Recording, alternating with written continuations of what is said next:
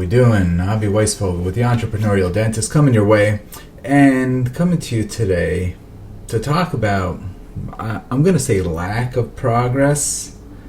Maybe frustrating in this particular industry, but the lack of progress from the masses versus, hey, what a select few can actually accomplish when they put their minds towards it.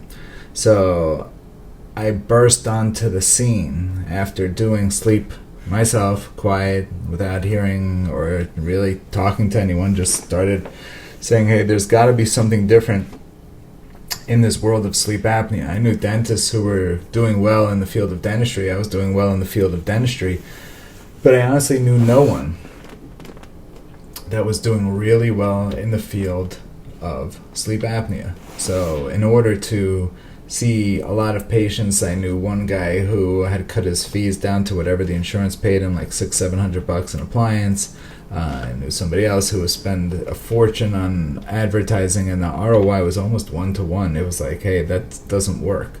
This needs to be a business. It needs to be scalable, and it needs to just keep growing and growing. And so I would look out for courses that were being offered, and the guys who were in charge of these courses were just teaching the same exact thing. Each course, the same exact thing. Science, science, science, and then you need your staff member to do this, and then someone to do this. And in reality, most of it was nonsense. So when I came out with my first ad ever, and yes, there are some things I would like to redo. In no way was I looking to cause a ruckus in an industry, but my first ad about sleep apnea said, hey, the people teaching sleep apnea have no idea what they're talking about. And while it obviously was meant to be attention grabbing, it wasn't meant to offend anyone in particular, but rather just this industry. The industry of, hey, what are you prepared to do differently, because doing more of the same doesn't work. We can't, as dentists, just hang back and wait for patients to be sent our way. Right? So I started digging around, looking at how could I figure this out, how could I get people to send me patients, how could I get sleep doctors, the guys who were in charge of it all, how could I get them to send me patients. And so you walk into a sleep doctor's office and they say, hey, I'm a dentist and I know what I'm doing with sleep apnea, and you have so many patients that can't wear CPAP and you should send them my way. Meanwhile, these sleep doctors just don't have patients sent to them. Most doctors, physicians completely ignore sleep. Even though it's 1/3 of our life, it's just ignored, right? So there's no sleep questionnaires in offices, and if there are, they're very small. Do you snore? Do you have sleep apnea? That's not a sleep screener. Just using an Epworth, also not a sleep screener. Hey, the correlation's about a coin flip.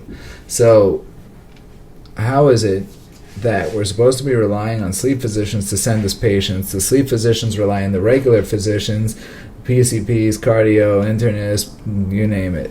And those guys aren't sending patients to the sleep guys, and we're relying on the sleep guys. So the sleep guys have to beg for scraps.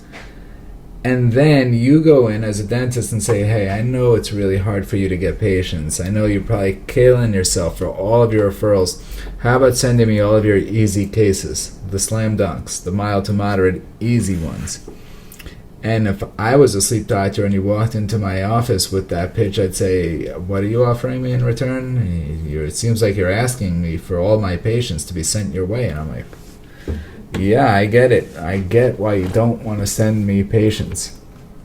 So what can we do differently? How do we create something that makes sense for everyone?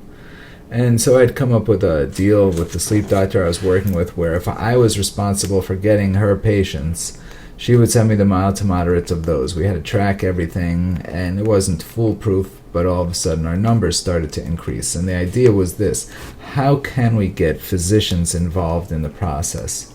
I had this great idea, or so I thought, of, well, if I can get $4,000 or $5,000 for an appliance, how about I take some and then I give some to the physician? I called a healthcare attorney who told me, that sounds like a great idea. I'll come visit you in jail every week. I'm like, what do you mean? He's like, yeah, that's fee splitting. You can't fee split. I'm like, okay, well, help me come up with a model that does work. Years of trial and error, years of research, of going over the same concepts, different states, different doctors, different attorneys, changes in healthcare law. What's the concept that's going to lead you to get patients in your door? How's it going to work? How can we work with these physicians? And that's what I worked on for a long time. Yes, if you followed my story at all in my career, I started off with sleep labs, which by the end were making me a good living. I was doing both CPAP and oral appliances, and the money coming in from DME, durable medical equipment, both CPAP and appliances, were finally outproducing what I was doing in dentistry. And at a higher profit level because it's a way lower overhead. But that model didn't last. Home sleep tests became the norm. Sleep tests, which is how my doctors were making money, was just kind of yanked away. So we had to find a different model, and the model that we use currently, or still in different ways because the laws change all the time, are working with physicians in ways where they can get reimbursed for different things involved in sleep, yet you're running the show. Now, in no way am I recommending anything for you to do if you don't know and understand the legalities. As a matter of fact, I'm going to recommend you do nothing because you'll get yourself into a world of trouble. I have a team of attorneys that work with me because they're looking out for not just my interests, but all the interests of members of the International Academy of Sleep. What are we doing? What are we making sure we're above board? Rather than sitting there with the age-old whining of, well, we're the dentists and shouldn't we be able to read a sleep test? And the answer is no. That's not what the rules say. So instead of fighting that fight, how about you just figure out a better way to go about it? Wouldn't this make sense if there was some synergy in this world? Couldn't that work? If we had synergy with a sleep doctor, with other doctors, it would stand to make some sense that maybe we could get somewhere. And that was the idea. How do we create this win-win-win situation? And so that's what we do at the International Academy of Sleep. Now, I get ads all the time, still, for sleep apnea, and I think the ads are exactly the same as they were back in 1998. Same course. Learn science because there's so many patients out there you can't help but see them. But you know what? You can't just treat a sleep apnea patient. If a patient walks into your office and says, "Can you make me an oral appliance?" and you say, "Sure," and you make him an oral appliance without making sure this is a regular, legally obtained sleep patient, you're going to fail. You're committing malpractice. So you need to know the rules, and you need to know them in detail. And that's what drives me nuts. I just don't think the rules are taught well enough. I speak to so many dentists who have gone to courses and either were educated improperly, maybe to buy different items, whatever. That was the sale of those courses. They were selling home sleep tests, whatever the thing was that they were selling, but they were selling something at the course, and it really wasn't a, hey, is this legal, is not, and then let's take it to another level. Legal does not equal insurance rules. Insurance rules are different. Insurance rules are really what you have to follow in addition to the legalities. So just because something's legal doesn't mean that you can then just do it. So what do we do here, guys? You have to find a way for this to work.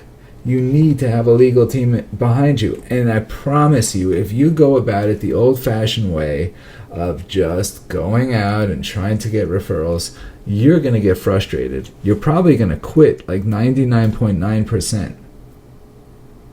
And that's just a darn shame, because there are millions upon millions. According to the latest study by ResMed, 180 million people with undiagnosed sleep apnea. Staggering numbers. Stats are just coming up all over the place about the effects sleep disordered breathing have on your overall health. I mean, this is crazy. How are we not doing something about this? So the answer is, I don't know that I'm going to include myself in the overall we, because we are doing something at the International Academy of Sleep. We are pushing members every single day to make a difference in their world, to not become the go-to sleep dentist, because it's the wrong model. The model is not to become the dentist who gets referred to patients. The model is to become the go-to sleep person in your area, where everyone who's in a field that really doesn't understand where sleep patients should go, they send them to you. Imagine that. And not as a dentist, because you're going to be the boss, the leader, the healthcare entrepreneur who's the go-to sleep person in your area. Most areas don't have one. Most areas could have 10 easily. So think about it. If you have gone to a sleep course and you have not succeeded, why? If you've gone and taken an online course, tried it, didn't get paid, why? What's going on here? Why is it that some people, like those who are working with us at iOS, can do 50 plus cases a month and get paid for them? Think about it, guys. You got to start thinking differently. You know, I see what's gone on in the world of dentistry, and I'm so happy that I got out of it, because it's a field where the more, if you want to do better in dentistry, you know what you have to do? Work harder, produce more.